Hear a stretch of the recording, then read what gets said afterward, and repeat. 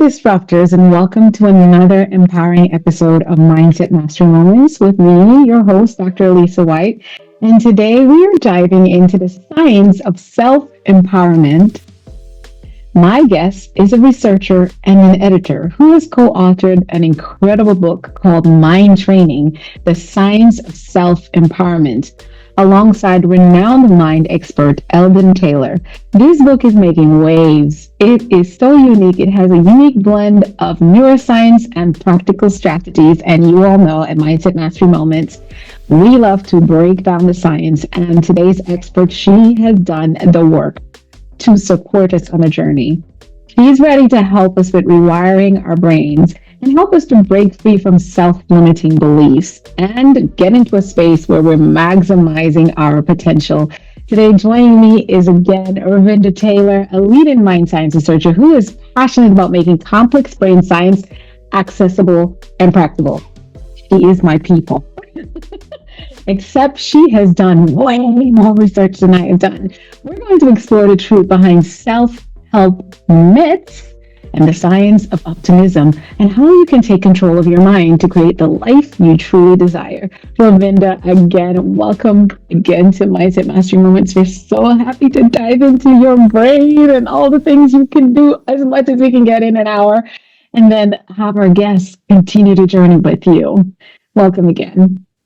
Hello, Dr. Whyte. Thank you so much for having me on. It's an honor and a pleasure. I look forward to a great conversation. Absolutely. Ravinder, let's start with the foundation. And what really is mind training all about? But hold on. The listeners are really not going to be too happy with me. They're going to want to know who you are, who you're from, where you're from, and why did you even get into this space in the first place? My background was in hard science. My degree is in microbiology. I was working in a path lab. I was very, very science-based.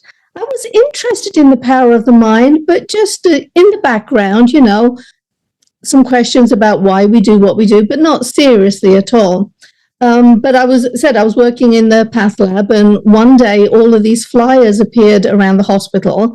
They were talking about a hypnotherapist who was coming to do a presentation. Up until that point, I had put hypnosis in that woo-woo category. It's entertainment. It's, getting people on stage to make idiots out of themselves. I didn't take it seriously at all. But there were about 70 people who worked in my lab at that time, and most of us attended this presentation. As I said, it had been advertised to all the doctors, all the nurses. So to me, it had a bit of a quasi-endorsement element to it. Yeah. We get to the auditorium. The auditorium was really large. It was packed. There were people sitting on the steps. Coincidentally, the three people that the lecturer brought up to demonstrate the hypnosis techniques all happened to come from my lab. Wow. So I knew for a fact that these were not shills. This was not an act. Wow. A colleague of mine, Dawn, I think she was told to forget the number 6. And so she would count up and down from 1 to 10 and back down again and just totally missed the number 6. Yeah. Martin had a pin stuck in his arm and he didn't feel anything at all. And he was very proud, to display this pin the following day in the lab. So I knew that, there was definitely something to this process. But what really fascinated me was a story that the lecturer shared. And there was this woman who had come to see him. She had a pain in her arm. She'd had the pain in her arm, I believe, about a decade. She had been to see all the doctors, all the specialists, all the experts, had all the tests done, couldn't find a solution. So as a last resort, she had come to this hypnotherapist who was an anesthesiologist during the day. I think he did hypnotherapy on the side. Under hypnosis, he did some regression work with her and went back to the event that had triggered this particular problem that she was having. Yes. Under hypnosis, she remembered a traumatic event, an emotional traumatic event. It wasn't something that she had really forgotten about, She could recall it, but she had dismissed it. She had packed it away, packed the emotions away, so to speak. The following day, she called the hypnotherapist up to say that the pain had gone, and the pain had actually gone immediately after the session. She just didn't believe it. So it was this very idea of emotional baggage that we carry around with us from the past that can influence our present. And so that was where my interest began. I went on to have hypnotherapy myself, and I got to experience some really cool techniques. So I experienced hypnotic drawing, hypnotic writing, fascinating process. Wow. Under hypnosis, I was told to draw a picture that depicted, whatever this triggering event was. And so in that particular session, I drew the picture, and at the end of it, he said, open your eyes. I opened my eyes, and I looked down, and all I could see were these squiggles on the page. Right. I didn't understand anything. Right. The following week, I went back for a next session, and under hypnosis, he told me to open my eyes, look at the picture, and tell him what it meant. And when I saw the picture, I knew exactly. In my school, when I was around 8, 9 years of age, we had a swimming pool. This wasn't official swimming classes, but as a class, we would go out to the pool in the summer. It was an above ground pool, so the teachers walked around the outside of it. At one point, I'm in the pool, and I have no idea why, but my feet could not find purchase on the ground. Wow. They were just slipping, and so my head was underwater, and I couldn't stand up. A teacher saw the difficulty I was in, because I was close to the edge. She literally reached in, picked me up by my swimming hat, clear of the water. I did not tell anybody about this. I didn't even say anything to the teacher about how afraid I was. Oh. I just locked it all away. And so in this hypnosis session, this picture was the pattern my feet were making on the ground of the swimming pool. As they were unable to find patches. They were just sliding around. I found the process interesting. I found the whole concept fascinating. I went on to do a 3-year course in hypnosis and psychotherapy, and that was where it started. I haven't stopped learning or studying since. Wow, fascinating. I myself, full disclosure, some people are aware of it, but I did study NLP and hypnotherapy enough to support myself, because what had happened, Ravinder, was I had a lot of menstrual pain growing up, and I suffered migraines. It turns out, I had an autoimmune disease so long I didn't know. So it was not if I was in pain, it was what level of pain I was in. And so over time, I'd had to have a lot of surgeries and things just to be better. And I just needed something.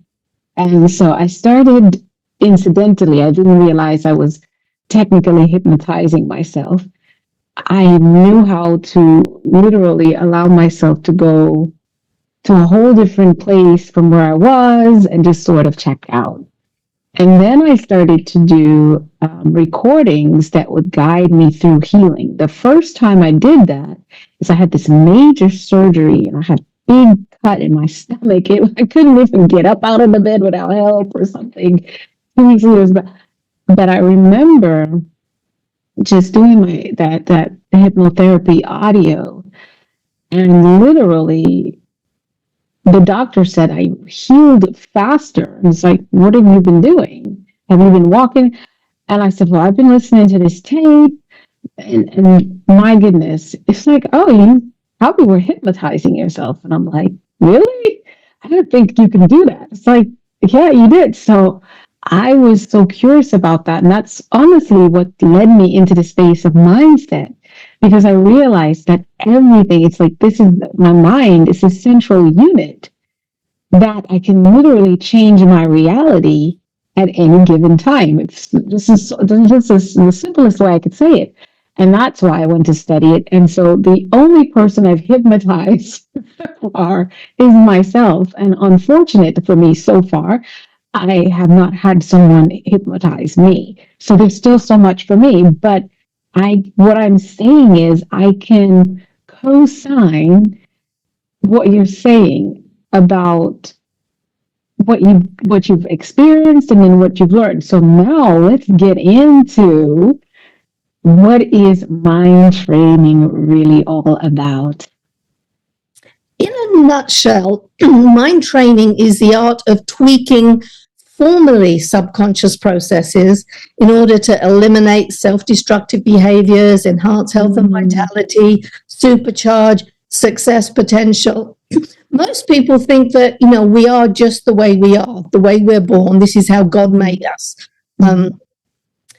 They think it's down to genes and nurture, and there's nothing that you can do about it. What I outline in mind training, you don't have to, get a degree in neuroscience to understand it. I didn't want to do anything like that. I wanted to keep this very simple, very practical. So the analogy that I use, how when I was younger, if you got a car, the engine was all open and exposed and you could see all the different components. Today, car engines come with that big black cover over them, and they have these ports in order to access, well, this is where you change your oil. This is where you can jumpstart your car. You don't actually touch the battery. They've just got, they've got connections all set for you. So mind training to me is about finding those easy points where we can go in and we can make changes. What we discover is our beliefs play such a huge role in everything. In your instance, you having all of these pains, all of these surgeries, there's going to be two elements to the work that you did. One is the more tense you are, the more pain you're going to feel. The more you anticipate pain, the more pain that you're going to feel. And then the other side of it is accessing the mind's own healing abilities. In order to get yourself into a state, the mind is incredible. You look at the placebo response and you see quite how amazing it is and how much belief can influence it. So you look at the placebo effect, and there are certain variations, like a capsule is more powerful than a pill, an injection is more powerful than the capsule, surgery is more powerful still. But what I also found really fascinating was when you look at the global effects or the global kinds of placebo responses you can get. So, for example, in Germany, the placebo response for hypertensive drugs is low. But when it comes to gastric ulcers, the placebo response is particularly low in Venezuela.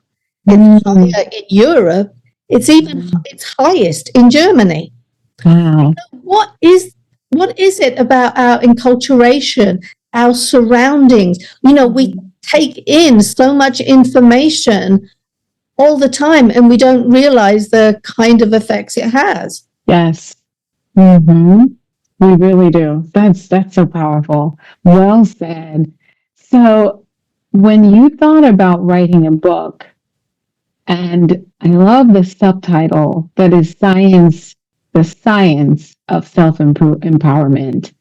Can you define what self-empowerment is from a scientific perspective, and really how do we go beyond just motivation and actually rewiring our thinking? Again, there's two parts of that. I wanted to keep everything very science-based. Yeah. I have my own spiritual bent. I have, things that I like. But I wanted the book to be very, very solid.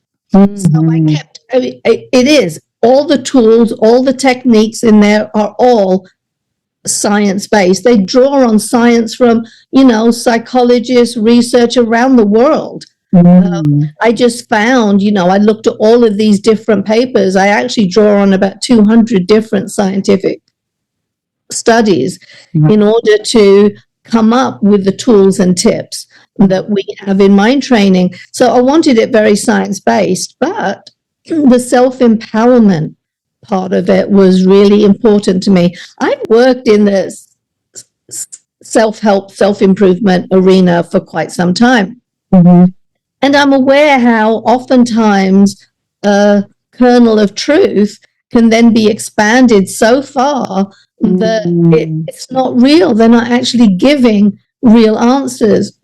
I wanted to provide the reader with all of the information. So I don't just tell them the results of a particular scientific study. I will explain briefly, simply, what they did and how they got the results that they did, because in that way the reader is empowered to take it and actually understand it and make it personal for them. This isn't just, a hard recipe book where you have to follow all the steps one by one, add the sugar, add the flour. It's not like that at all. This is like a buffet of stuff, and you can go choose what it is, and you can actually make up your own recipes as well with just ingredients in there as well. Information that I provide. I've encountered instances where people are following a particular technique. So this is really big, like with the law of attraction. Again, there is a kernel of truth. What you expect to see, you'll see more of. So if you've decided to buy a new car for yourself and you've done your research and you've decided the model of car that you want, all of a sudden you're going to see that car everywhere out on the street. Yes. Why does that happen? You're going to tell us, of course. What you expect, it's because you're paying attention to it. They were always there. They were always there. You just weren't paying attention to it before. And with the law of attraction, oftentimes the teachers of that will say things like, well, you didn't believe enough. Or you have to allow the divine timing for this. You have all of these excuses for why it doesn't work without a scientific basis. You can say you didn't believe enough. Why didn't you believe enough? What other things are going on in your subconscious mind to prevent you from believing? What contradictory beliefs do you have that can get in your way? So I wanted this to be a book about self-empowerment. I wanted to give the reader all the information and all the tools. What stands out to me is why you use the word self-empowerment versus self-improvement. Because it's internal power, it's bringing out your own. I'm not into, we're broken, we need to be fixed. We all have opportunities. Life is a journey. As you get older, you learn that everyone makes mistakes. There isn't room to judge other people because I've made plenty of mistakes of my own. I didn't want to come from a perspective of we're broken. I wanted to come from, we have this amazing tool between our ear, the brain, our beliefs. We have all of that. How do we maximize that? How do we get out of our own way? How do we eliminate those self-destructive behaviors? How do we encourage healing in ourselves? How can we just become better people, whatever that may be?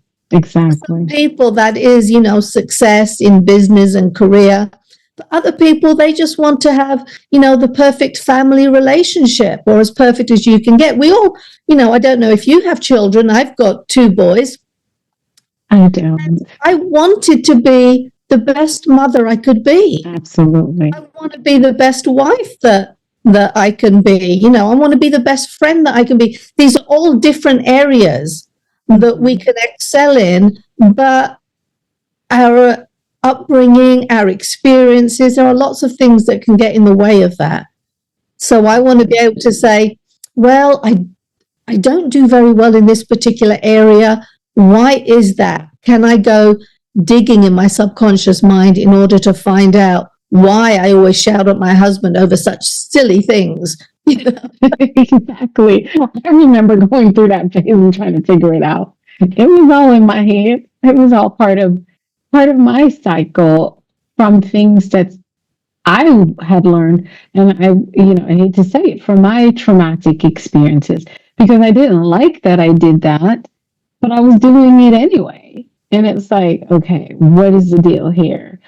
And of course, not until my later years when I realized that I had a programming that was already there. And I say, people laugh with me because they say, all I have to do is simply reprogram. You have to have the tools. You have to have Yes, to be able to do it. And that's what this book is about, listeners and viewers. Now, one of the critiques that I hear that you have about the self-help field is the use of common success stories that are more myth than fact. Can you share these examples of these myths and explain why they might actually be harmful? And this is so important for me because I haven't had anyone on a podcast talk about this, and I know you're going to speak about it in a way that, of course, is research based, and you have the facts to prove it, right? And I want everyone to screen in here. She's going to give us some really good things because obviously I work in the what they call it, self-help space. Our podcast is a self-improvement category and blah, blah, blah. I, just like Ravinder, prefer self-empowerment over self-help or self-improvement, but call it what you may. What are these myths that you are willing to bust for us today? This is actually really simple. This isn't going to be deep end science for this. Oftentimes in the self-help field, they rely on inspiration a lot. And inspiration is great. You can have an inspirational story and that can just help light that fire within you.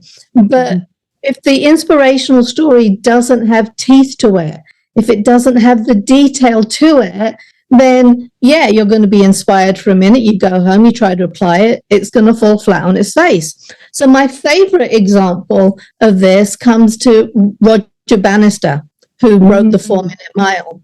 The way the story is very commonly told is people didn't believe that the 4-Minute Mile could be broken, but one day Roger Bannister believed he could, and he went out and he did it, and everyone saw that he did it. And so they now believed it was possible. And just 6 weeks later, John Landry not only broke the 4-Minute Mile, but he broke Bannister's record as well. And since then, thousands of people have done it. They keep doing it over and over. All you have to do is believe. It's believe. That's inadequate. It is totally inadequate. I ran a marathon myself in 2018. I had not run prior to the training for this. I had not run in decades. My training actually began in 2013, and it started off really slow. There was this training routine I had for doing a 10K. My first attempt at running, I would run halfway down the street and be collapsing. And it's not a long street, it's not a minute. This particular training that I did, you begin by, you will run for 1 minute, walk for 3, run for 1, walk for 3. It had an entire timetable laid out for you. So I'd go training 3 times a week, and it would increase and increase. And the first time I did my 4 sets of 10. So I would run for 10 minutes, walk for 1, run for 10, walk for 1. The first time I did that, I was so proud of myself. I've come such a long way. Well, my training continued. And as I said, come 2018, I ran my marathon. Now, with Roger Bannister, he did not just get up one May morning and say, in 1954, I'm going to break the 4-Minute Mile, or I'm going to attempt it. No, his training actually started in 1946. He began training. Now, there's lots of other mind elements that would come into play. He's going to have a great deal of discipline to Mm-hmm. train regularly. You do have to train regularly, or you can be prone to injuries. Absolutely. You have to work up really slowly. It takes discipline to abstain from all of those foods that taste delicious but just pack on the pounds. Yes. It takes discipline to go to bed early so that you can get up early to train when your friends are out drinking in the pub. That's right. You see, so it took a lot of discipline. It took a lot of self-sacrifice. Mm-hmm. And, for some people, there can be other self-sabotaging instincts that can come into play. He dealt with all of his demons. He worked and he trained. So when these self-help gurus talk about belief, that's all you have to do. There we go. Go away and believe. That's not fair. That does a disservice to people who are trying to improve their lives, because they'll say, okay, I'll believe. And they don't have any understanding for why that belief doesn't hold, why it doesn't work for them. You gotta put and that's the same thing about, I remember telling my speaking coach that I refused in the beginning to call myself a motivational speaker, because I felt like what you just said, it was a lot of great inspiration, but I didn't have the tools and the steps to create or recreate what success looked like for me to achieve. They're achieving massive and, inspirational results. I want that, but I'm like, okay, I feel pumped up. I can do it. And then, wow. Whoops, it's like the bottom of the cup just fell out, right? So I did not like, and I'm not saying all, but that was what I had observed about the motivational speaking space and as a speaker. But that's such a title I take on. I'm a teacher and a facilitator. It's so important because I sat in front of classrooms from pre-K all the way up to college at this point when I'm taking on my speaking career, and I'm like, there's got to be something that you learn. There's got to be something that you learn that you want to take action on. So I'm not getting up on a stage and tell you, oh, I was this and then I did this and here I am. I'm so great. Don't you love me? Come on, let's do it. I wanted people to say, if she can do it, hell yeah. And here's how. And I'm going to try this, and then I'm going to mix it up and put some stuff in there, and I'm going to get some other stuff that I got from it, and I'm going to make my formula and my roadmap to my wins and my success one bit at a time. And the big deal is that discipline. That's what separates an athlete from the rest of us. They get up and they make all the decisions with their meals, with their routine, their time, and everything to do that. So there's no fluffing this. Put your mind in the direction you want to go. The thing, though, to reverse, Ravinder, is that a lot of people will create the discipline, lack the belief. How do you find that plays out? Tell us about that. They'll create discipline. They're getting up and going every day and doing this and planning this, but they don't believe that they can. They just discipline, willpower wears out. And so the very idea of they've got the discipline, they're doing it, but it's not working, so they quit. Willpower wears out. So there are techniques even there to make it easier. There are lots of people who want to get up early in the morning and go exercise. They can plan to do that. And then in the morning, they open their eyes and say, do I want to do it? Am I up to it today? Did I rest enough? And they're making the choice then.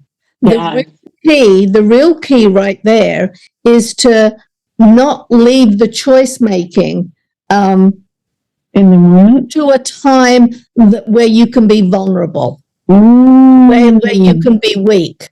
So for me, I do exactly the same thing. I do now get up early every morning and I go work out.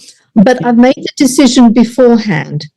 My alarm is set and I've told myself, as soon as the alarm goes off, get out of bed. Get out of bed and start moving right away. I am not opening my eyes thinking, am I up to training right now? The decision was made. I have a pairing. The pairing that says, when this happens, I will this do is what this. I do. This holds in other areas too. If you're Mm, going to a party and they're going to have cake, but you've decided you're not going to have cake. Well, you decide beforehand. You can say, that's right. going to have cake. This is what my response is going to be. That's it. I will make sure that I grab something else that is healthier so I can eat at the same time as everyone's eating cake. You find strategies, but you plan it before so that as soon as someone offers you that cake, you've got your response. It's already triggered. Absolutely. It's funny because I started doing that as a very young child, teenager, and I did not understand what I was doing. But as I got older and I talk to different people and I hear about their pitfalls and what they struggled with, I started to figure out and learn that I had a thing.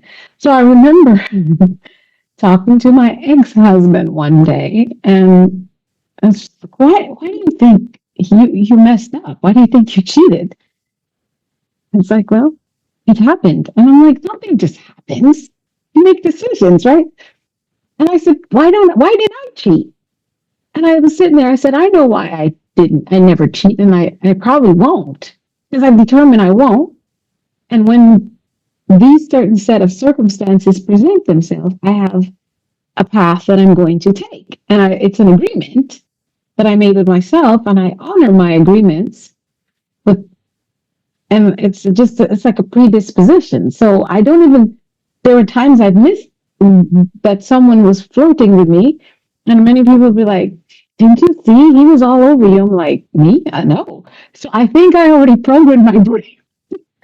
In part, you did. See, in that story, you've indicated that you have these values of this is what married life is about. This is how I am going to be a good partner. But your husband probably said, this is what I expect out of a marriage. And if I don't get that, I have to get it somewhere else. Exactly. Made an agreement. It comes down to what your choices are in the beginning. And marriage is hard work. It does take sacrifice. It's not easy peasy. But they actually say that for a successful marriage, both partners need to give 150%. Absolutely. And that's how 100% over there to get, you need 300% in order to get 100. The math would never match, but you got to do it. It's not a case of give and take. You can't be keeping a tally of I've done X amount, they need to do X amount. No, there's going to be times that you're doing a whole lot more. There's going to be times that you're doing a whole lot less. You don't keep a tally. You just keep on showing up and being the perfect partner, being the best partner that you can be. It's a journey. I love that. To do it better. I love that you said being, not doing.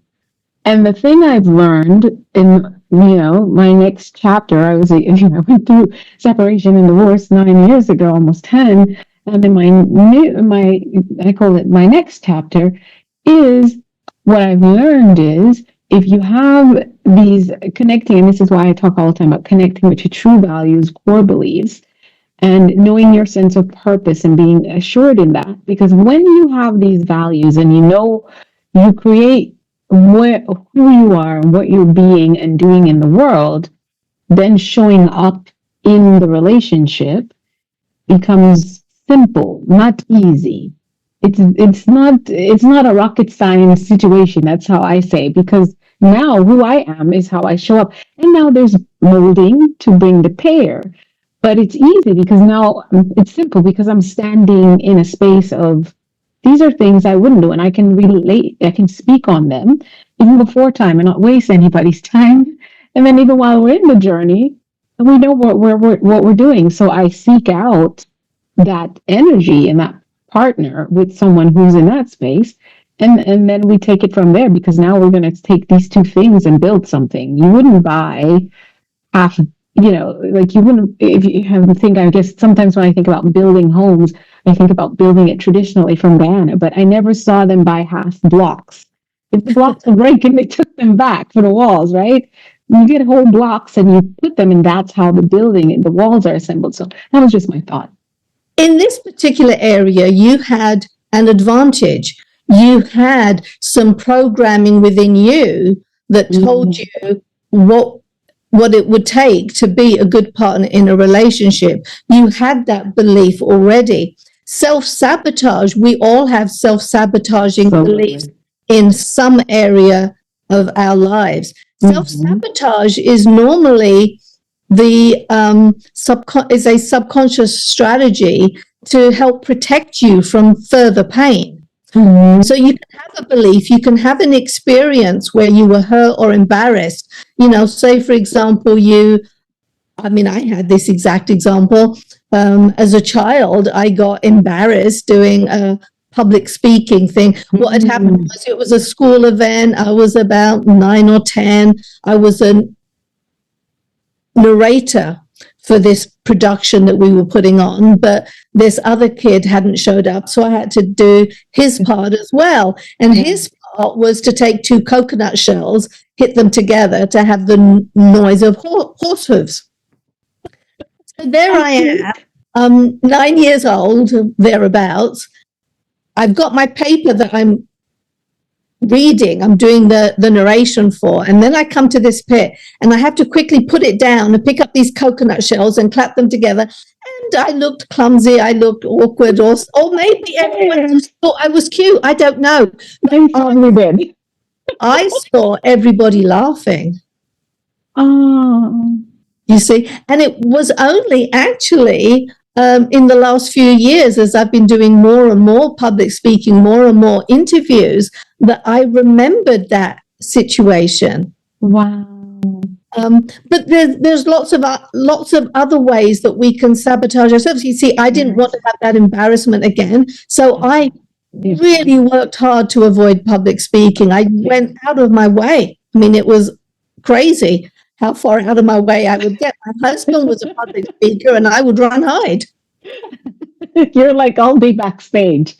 But in mind training, we actually outline the different stages of development, the kinds of things that you're supposed to learn. We actually show you how we take on beliefs and how they occur at different parts of our lives. So you have the ability to look at some of the charts that we've got and then compare them to your own life.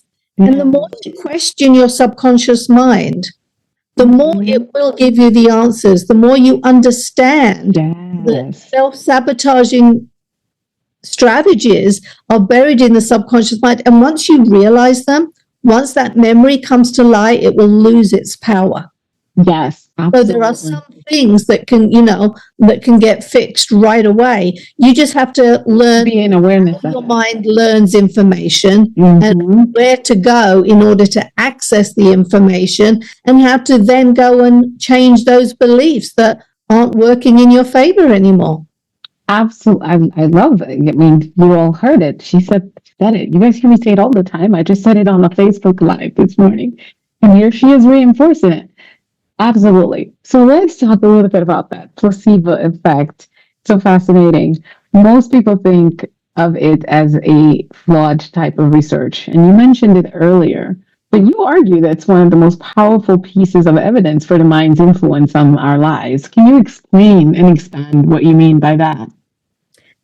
In any scientific study on any new drugs or all they always control for the placebo effect. People will often say, I'm into alternative medicines and treatments too. I'll try homeopathy, I'll try herbal, I'll try homeopathic. Most things work for me, but can be people around me that say, oh, that's just placebo. It gets dismissed. And I don't think it should be dismissed. Not at all. It's such a powerful example of the power of the mind's ability to heal you. It can heal you. It can hurt you. It can help you be successful. It can sabotage you. So I think it's a mistake to dismiss the placebo response. There was some research that was done where they were looking at antidepressants. And they looked across everything, and what they found, this was really controversial research, but what they found was most of the effect of the antidepressants comes from the placebo effect. Really? I would caution everyone listening there, this isn't to say go throw out your antidepressants. Right. No. Not at all. But the placebo response does play a huge role in that. And you really see that when, the majority of antidepressants are the SSRIs, that inhibits the reuptake of serotonin. So there's more free serotonin in your brain. But there are other antidepressants that do the exact opposite. And they both work. Wow. So yeah, as I said, you want to talk to your doctor. You do not think it's something that you want to dismiss at all. But having a respect for the placebo response, which then translates to a respect for the power of your mind to influence lots of areas of your life, whatever you're trying to do. If you've got beliefs stuck away in your subconscious mind that are going to come and trip you up, you're not going to become the best version of you. And that's what training is about, becoming the best version of yourself. That is powerful. I would say, and if you can comment, would this be placebo, sort of? But when I was doing so much treatment and testing, I would get so much blood, and I was already low. It was like 6.2 one time, and they were just getting vials and vials of blood. And I was a child that didn't really care for needles because I didn't really get a lot of them growing up. I was raised in South America where alternative medicine was the best medicine, right? So I'm sitting there one time because I have this thing that I developed is I would literally, because I love the ocean, I love the ocean. So I just started, again, I was not all into the mind sciences and I didn't study all this yet, but I needed things to cope. I'm that person that would just be, stuff will come to me, I guess, because I welcome it. I don't know. But I would sit there and I had my hands out and I said, can you just give me a second? And then I said, go ahead. I was like, I'm off on my beach. And so when I was done, I remember my mom was in the room. She's like, how do you just sit there and let them do all this poking and prodding and da-da-da-da? I said, the whole damn time I'm at the beach sipping Mai Tais. She was like, what? I'm like, yeah, you keep closing my eyes and relax. And she said, that's the thing, you're so relaxed. I was like, they do this all the time. You're just here to witness this time. She's like, doesn't it hurt? I said, only when I forget that I'm at the beach sipping Mai Tais.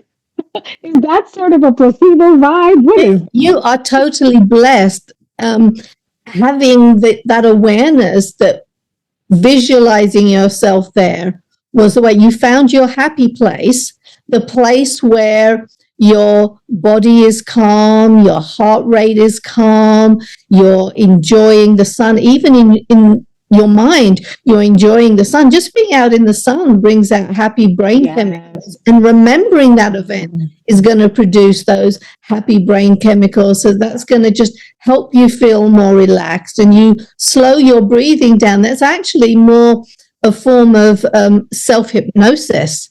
Oh, that was hypnosis. Oh, wow. That was more like self-hypnosis, visualization, guided imagery. Yes. These are techniques that we use commonly. And I have exactly the same thing. My happy place is on a beach. On a beach, I've got the trees behind me. I've got the sandy beach. I've got hardly anyone there, really. Yes, always quiet, just a gentle breeze. And I go there just like you. If I'm feeling uptight or something, that is where I can go to calm myself down. I found that trick, Ravinder. You have fun, I promise. Your last one. But everyone now in the world would know because it's a secret and it's among just close friends know. But I've never smoked in my life. I never would. I have no desire to smoke. But I found that if I take my pen and pretend I'm smoking, I take better deep breaths. And I can, you're like, this is, you gotta be crazy. I, I gotta be crazy. But this is the thing. So I'm driving and traffic is horrible and I just pretend.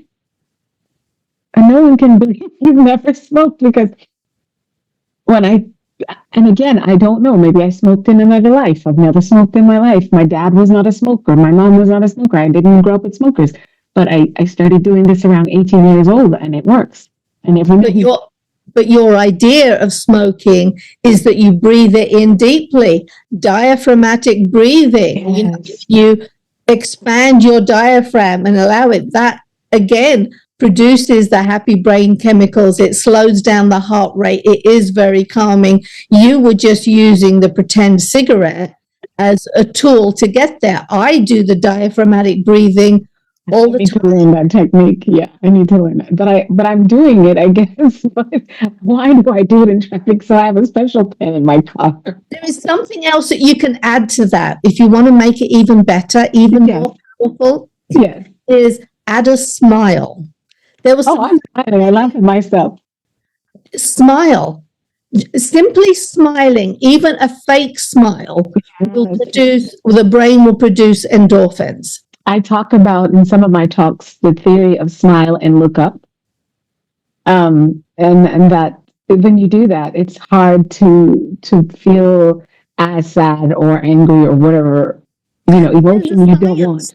Yeah. There's an entire science behind that. There were two different research papers I looked at. One looked at baseball cards, the others looked at high school pictures, and they were able to predict by the degree of smile how much longer the person would live, how much more successful they would be, their better relationships. Basically, what they showed was the people that smiled broadly with a full Duchenne smile, that's a smile that goes all the way up to your eyes when your eyes crinkle up. Mm-hmm. People who are smiling like that in those pictures would live on average 7 years longer. Those with a small smile would live 2 years longer. Wow. You live longer, you can live healthier, you can experience more happiness, you can experience better relationships, all by smiling. And what happens, you produce those endorphins, so you're going to feel better right away. But smiling people are just more attractive. They're more welcoming. They're more open. Yeah. So I frequently, when things are getting kind of tough, I will do some diaphragmatic breathing and put a smile on my face.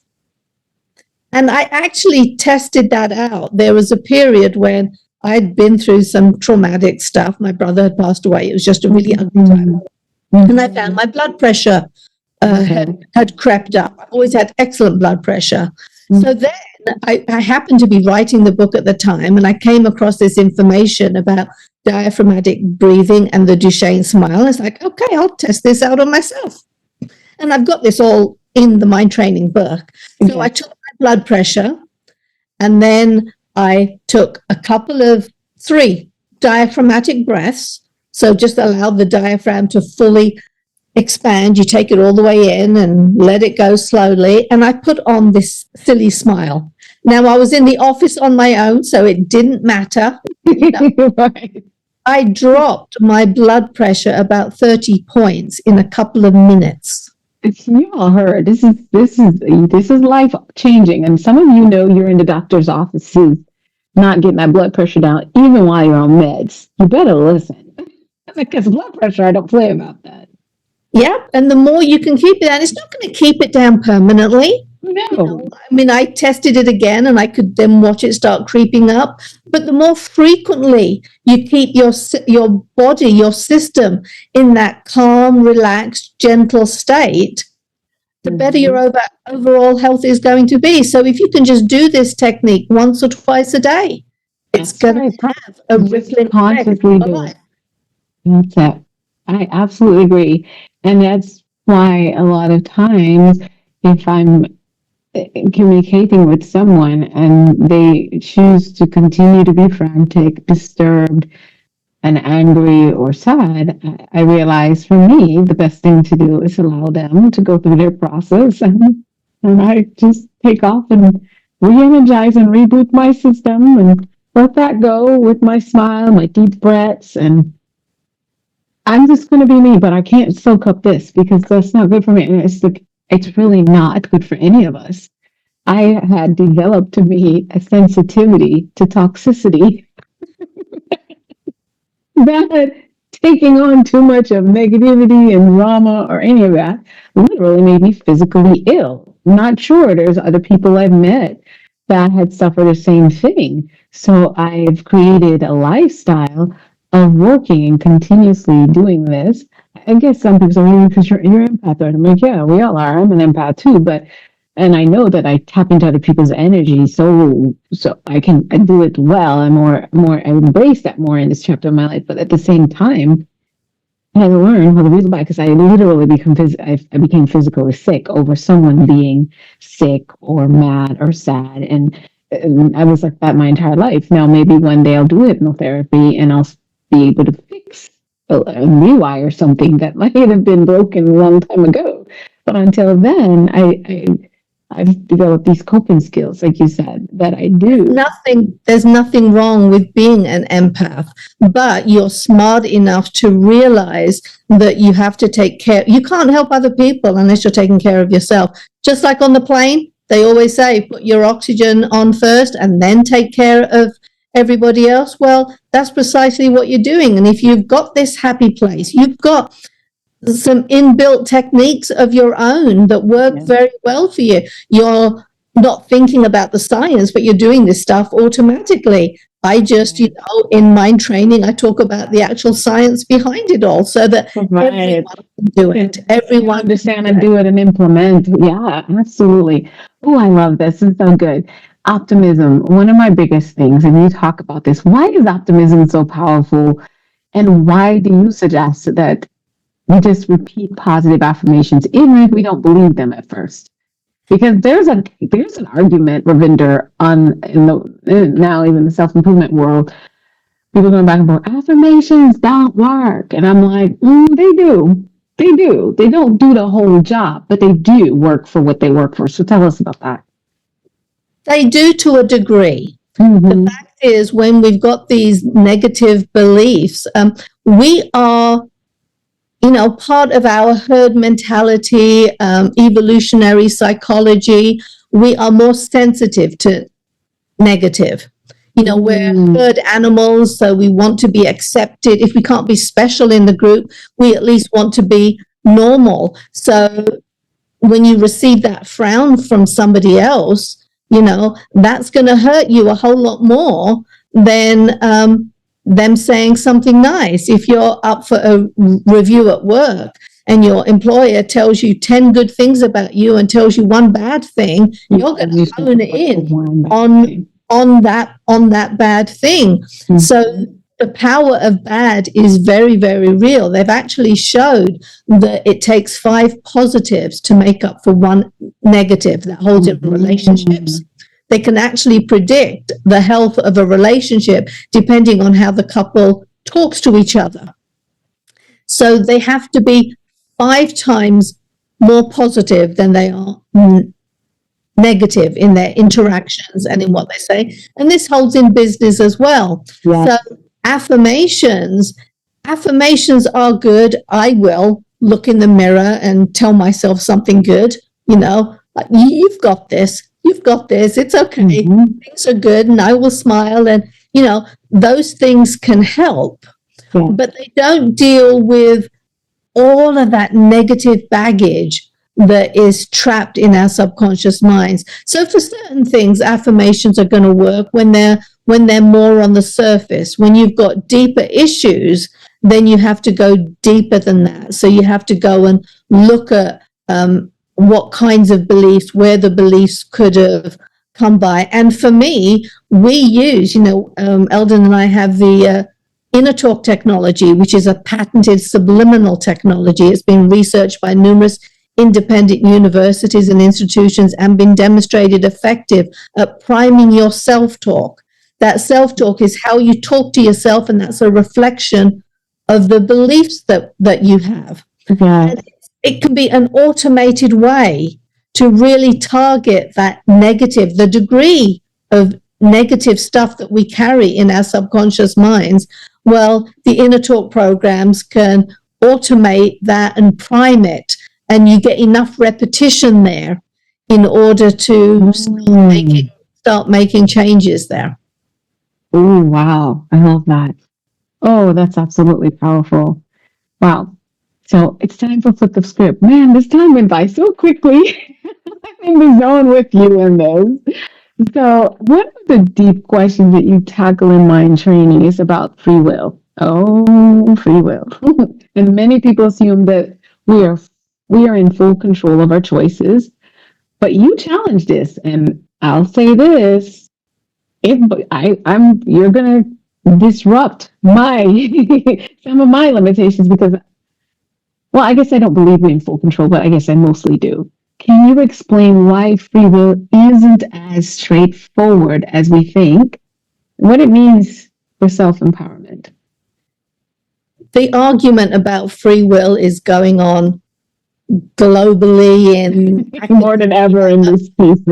There has been a great deal of work that is done that says that everything that you do is a product of your genes, your experiences. You know, you can have twins, and one is brought up, you know, in a home where there's lots of educational opportunities, and one's brought up, you know, there, but for the grace of God, go I. You know, there's a great deal of luck that plays a role in this. Robert Sapolsky has written a brilliant book, Determined, where he goes through all of the areas where he can find a precursor that is causing your choices today. I look at all of that. We look at the biology behind it as well. But what the conclusion we come to, there was research that has been done. Benjamin Libet in the 80s used fMRI to look at choices, and he discovered there's activity in the subconscious mind. He didn't use fMRI, he used the EEG. It was John Dillon Hayes that used the fMRI later that confirmed it. It's been confirmed several times. But there's activity in your subconscious mind before you make a choice. And in these particular experiments, they could be something like, am I going to use my right hand or left hand to flick the switch? Which, you know, it's just the really simple choices. And what they found was when a technician is looking at that information, they can predict the choice you're going to make up to 7 seconds before you make the choice. Wow. There is a great deal in there. But the argument that we have is, okay, if the subconscious mind is making the choices and the subconscious mind is the repository of all of this information, then why don't we take charge of how the subconscious mind gets programmed? Yeah. We need to pay attention to, you know, just like I said earlier with the placebo response for gastric ulcers being higher in Germany, but really low for hypertensive drugs. We're taking in information constantly that would all indicate that you don't have free will. But there are places that we can decide how to program it. The fact is, we don't have to watch the he did me wrong kinds of TV chick flicks. You know, they're really common. You know, but the more you watch that, the more you talk to your friends about, oh, our husbands are always doing this, men are that, and vice versa. Guys have their own things, you know, women are nags, they're bub, you know. The more you buy into that stuff, you know, that is stuff that you're consuming. It goes on, even aging. Yes.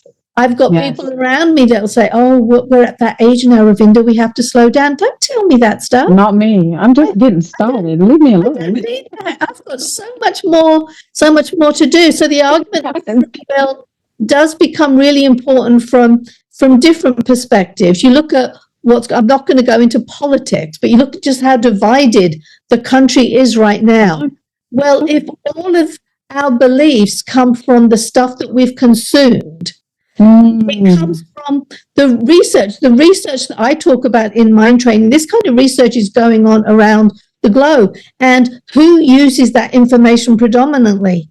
The advertisers, the media industry, the politicians. If they find out how to tweak you, there's one piece where I have, if you're in a restaurant and the waitress is wearing red, she will invariably get higher tips than the other waitresses.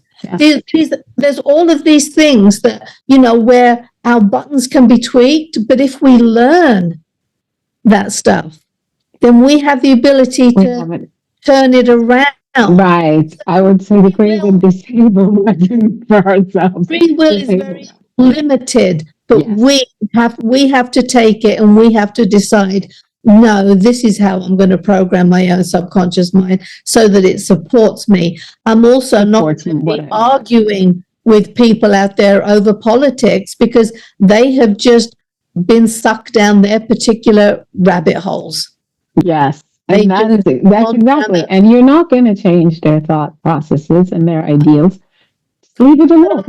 But I'm also not going to argue with them. I'm not going to break off relationships. Families have been torn apart. Exactly. Politics these last, not realizing that there was a programming that happened and you're arguing over stuff that's not even yours. I just said that on the Facebook Live. I'm like, you're believing things that you haven't, there's no research, there's no evidence, it's just mumble jumble running around, but it's true. You're telling us that this is intentionally done this way. And I agree. Because I'm aware of that, I don't know all the things, I limit my ear time and I filter it. I have this whole process of filtering the information. And then that's what I started. And I realized, if that's how I have to do all that work, why don't I just go get the research and start researching versus listening to what they're saying? Because I'll make decisions based on what my values and my views. And so whatever yours are, they're yours. But we agree on 80% of things. So I'm not going to have a fight over you over a moment. I'm not going to separate my experience with you because you have a different opinion. Heck, I like red lipstick, you like purple. And we don't break up for that.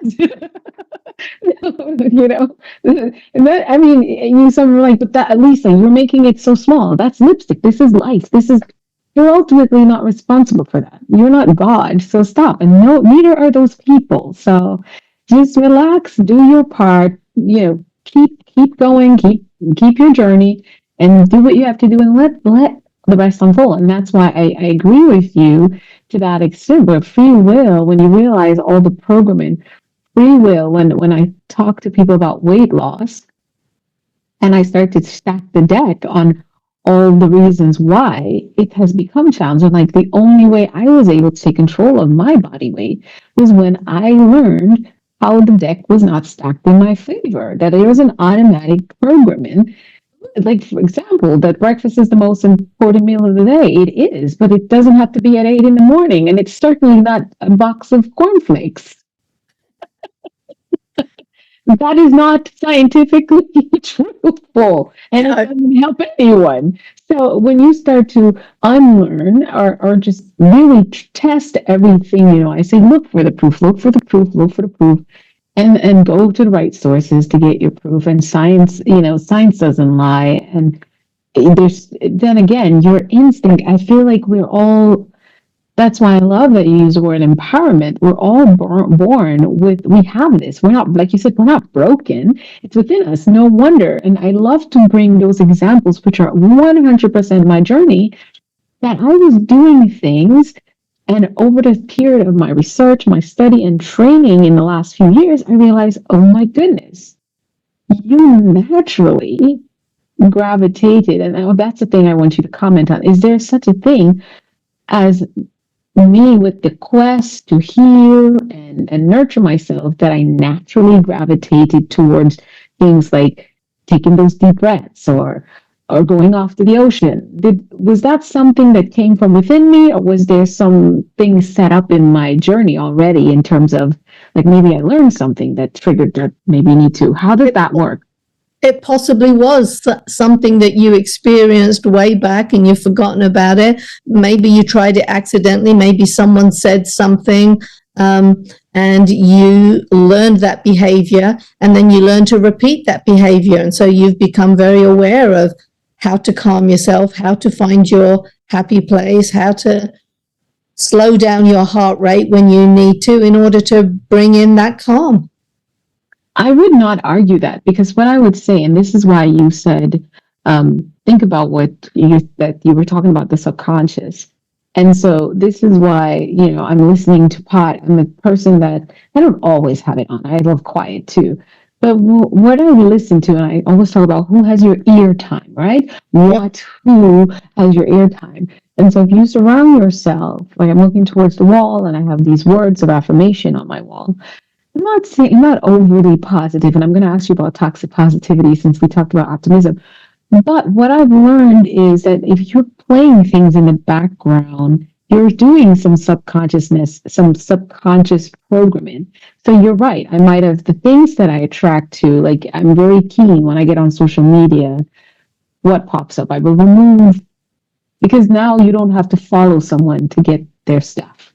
It'll just pop up because maybe it's viral. So I remove them and I ask to see less of things and more of these things. So I'm curtailing my feed as much as I can, because really they'll do what they want anyway. But my point is, I might have been programmed because maybe I read something. I'm always reading and I was researching and I'm always hungry.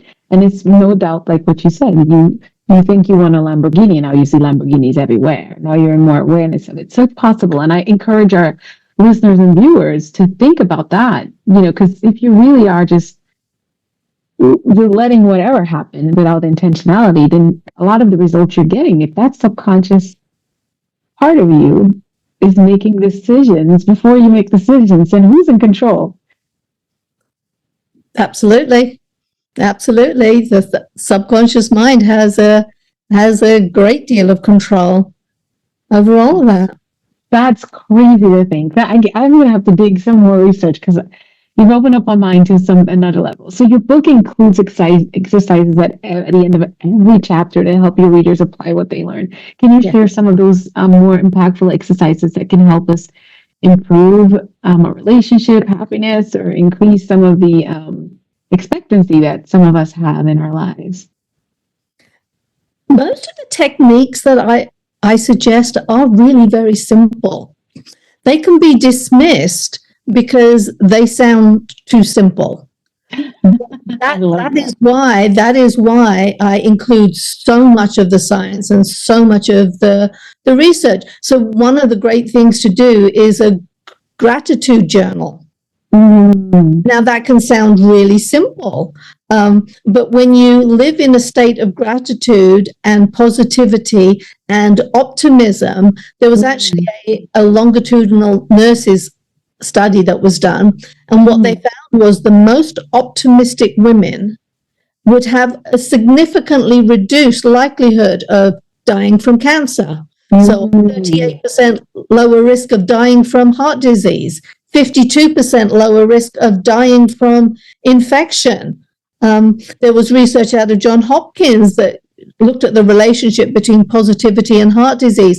And even with a family history of heart disease, you were a third less likely to suffer from that. So, a gratitude journal sounds very new agey, self-helpy, very simplistic. But when you actually have all of the science, and what happens too is when you find things positive today in your life, so at the end of your day, if you reflect on what you're grateful for, if you've taken just a few moments of the day to find something to appreciate, to experience awe, to experience nature, to experience beauty in your family, in a baby's smile, who knows what. Yes. All of these things have a cumulative effect. So down the highway, you will actually experience fewer stressful events. Yes. So it's not that life changes, but your interpretations, you don't get sucked in to the drama and the stress. as easily. It makes you immune to more of that. So it makes you feel calmer. Barbara Fredrickson, I think at Michigan State University, calls that the upward spirals effect.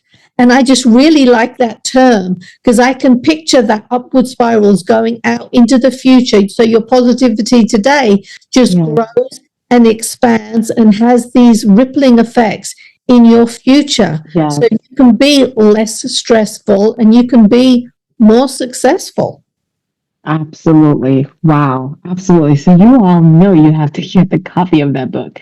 And again, simplicity in when someone does the translation and practicality for you, you say thank you. So when you get a copy of that book, you're going to have to reach out and let her know. So in Mindset Bites to go, we're going to do some practical takeaways. I have to ask, I love that your book discusses subliminal self-help programs, an area that many people misunderstand. Some studies claim that they don't work. Why do you believe otherwise? I cover that thoroughly in Mind Training. It's got this great history. We were talking about the research that goes on around the world and how they learned how to influence opinions. So, for example, as I said, the story is long and it is complex. It starts with the experiment that was done at a New Jersey theater where they had the drink Coca-Cola, eat popcorn. And they talk there. Here's a prime example. See, if you go and do a search for does subliminal work, and if you go to Snopes, they will say subliminal communication does not work and that this research was debunked, and they tried to do a replication of the research. Okay. And they say that in Snopes, that's a place that we trust for fact checking. Okay. But the particular replication they're talking about, it was the president of the Psychological Association. He actually died 5 years before this research. Oh, It's just been repeated so many times. yeah. Or there were other replications that were done. You think about it.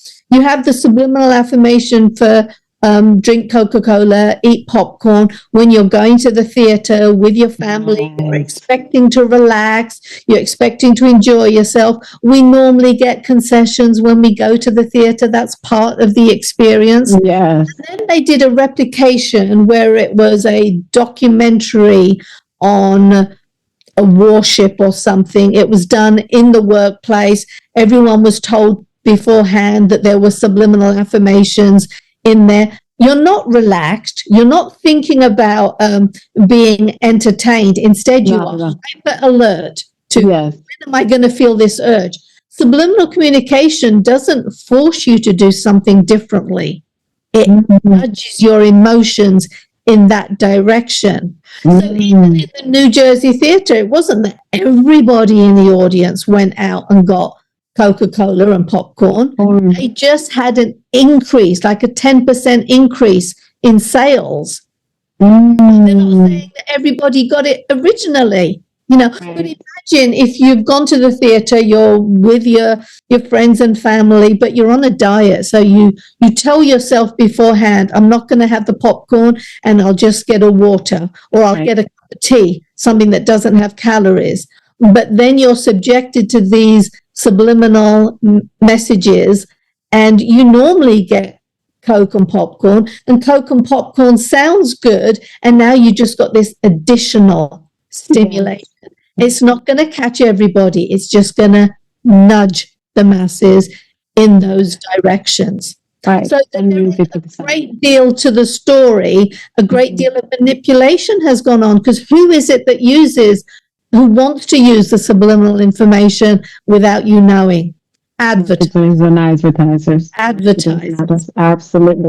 Absolutely. And I studied it so many years in high school. When I studied business in high school, and I was learning about product placement. And I'm always so intrigued by seeing, an Apple product. And I'm like, she's using an Apple product. And I'm like, and I started to tell my mom she has an Apple computer. And I said, go look at another computer. They would never show you if that person did not sponsor place their ad in that movie, you would never see the brand of the computer Yeah. anyone's using. And you better believe, like you're absolutely right. Even though they're using an Apple computer, we who might have Apple computers know that's an Apple, but the logo was not placed. So the subliminal program, it just so happened that you might see someone flip their laptop and it places on the thing, and then you see another one in another room walking with their computer like this randomly. That's called product placing. So subliminally, your program that these people who are having this whatever experience in this movie that you're enjoying and you love, they use Apple products. So then you're like, I want a Mac. And you don't understand why you're thinking, oh, I hate this computer. I don't like my Microsoft Surface Pro. I think I should try an Apple. Did you try an Apple? No, it's a newer program, honey. And that is the part where she talks about, that's where Ravinder said that you already had a program in before you even went to the store and bought that Apple computer. Because you were programmed along the line for 2 hours with it. Did you see Will Smith did a movie, Ravinder? I bet you know what I'm talking about too. It was where he was doing a bet, and they did subliminal programming in on the field so that the bettors can bet on what the way he wanted them to go. I can't remember. I think it was called Hitched with Will Smith and I think Eva Mendes. You have to watch it. I will go check it out. I will go check it out. I like Will Smith movies. You know, they tend to be good. That one was one of the mind ones that I mean, that's an old one too, but it was showing that science and subliminal programming and how it works. And the thing I love sometimes about some movies, especially for some actors like Will Smith, he's very intentional because he's been into the sciences, he's been learning things. And so I think he was even an executive producer on that film. And I don't know if people caught that, but for me, that was exposure to, if you didn't learn it like I did in school and things like that, you were exposed to subliminal programming that way, and realizing that your decisions can completely misguide the masses and billions of dollars just by programming subliminally. But there has been a great deal of research done since then. You know, the history of subliminal communication in media and advertising, that goes back to the 50s.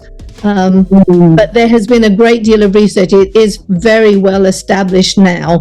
Even those people who spoke up so adamantly that subliminal doesn't work, they now come around and said, yes, it does. It has its effect, you know. But I cover the whole story in mind training, and it's really important because you get to see all of these other things that come into play. You know, how you were manipulated to believe that it didn't work in the first place. Exactly. Why people have an invested interest in trying to say that it doesn't work. There has been evidence for a long time, but today there isn't any question about it. There isn't, because now there are lawsuits for social media. I think Facebook has lost class action suits, and are different social media.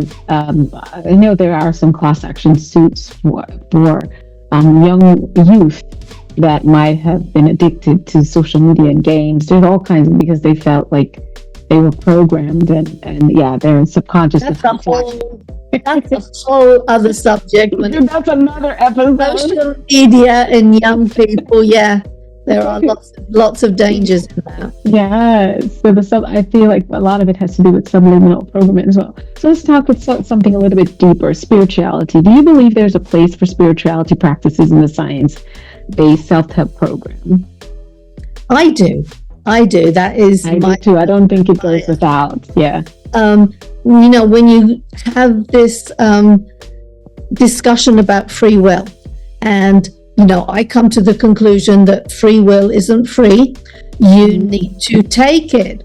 But what happens is, when you claim it for yourself, when you start making changes in your life, then you become somebody else's experience. You become part, you know, they witness the changes in you. That becomes part of their experience. So maybe they will then try some of these techniques, whereas they wouldn't before. So to me, there is a a great spiritual element in that part of it. And then you've also got, enjoying nature, experiencing awe.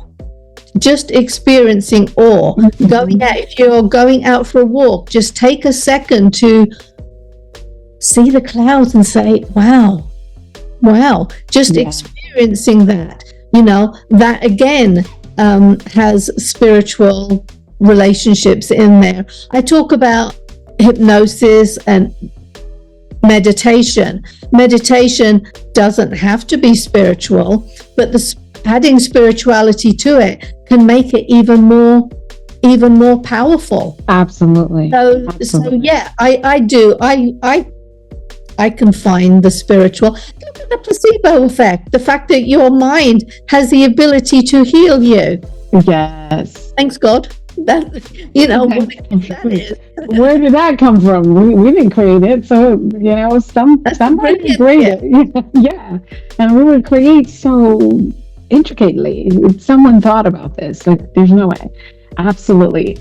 So our last thing from you before you tell our guest how to connect with you, how to get copies of Mind Training, is Mindset Advice to Go, where we give you about 90 seconds to 2 minutes to share with the listeners and viewers on your own by yourself. I'm off camera and off mic, so you can speak into them as if it were your last time that you get to tell someone about how Mind Training really empower them. I'm going to step away from the microphone, Ravinder, and it's all yours. Well, thank you so much.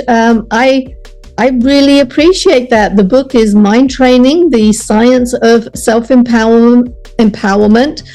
Fact is, life has programmed you, but you can do it better. I outline all the techniques for that.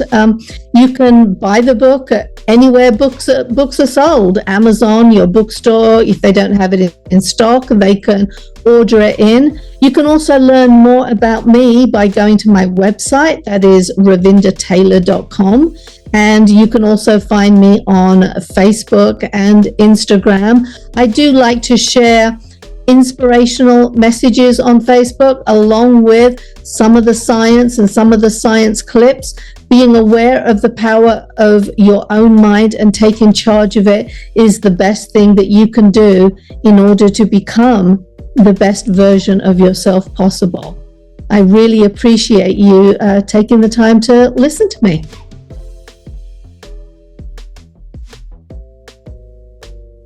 Thank you so much, Ravinder. It's been such an honor. I would love to have you back again for another episode. Maybe Mr. Taylor will come along with you, or Eldon rather, because I know you already gave me the warning already, right? You're such giving and sharing all your wisdom. Your research, your insights is truly been transformation to our listeners and our viewers. I want to let you know that all the information to get in touch with Ravinder is in the description where you are watching or listening to this episode. I would encourage you to share this episode, and the link to Mind Training. I'm going to have both an e-copy and a hand copy, because this is why I live, and she's definitely a resource that we need in the world in an era like this. So as always, if you enjoyed this episode, don't forget to subscribe and connect with Ravinder as well. Till next time, we encourage you to keep mastering your mindset and train your mind in the direction that you want to go. Ravinder, thank you again. Thank you so much. I appreciate it. Have a good day, everyone. Bye now.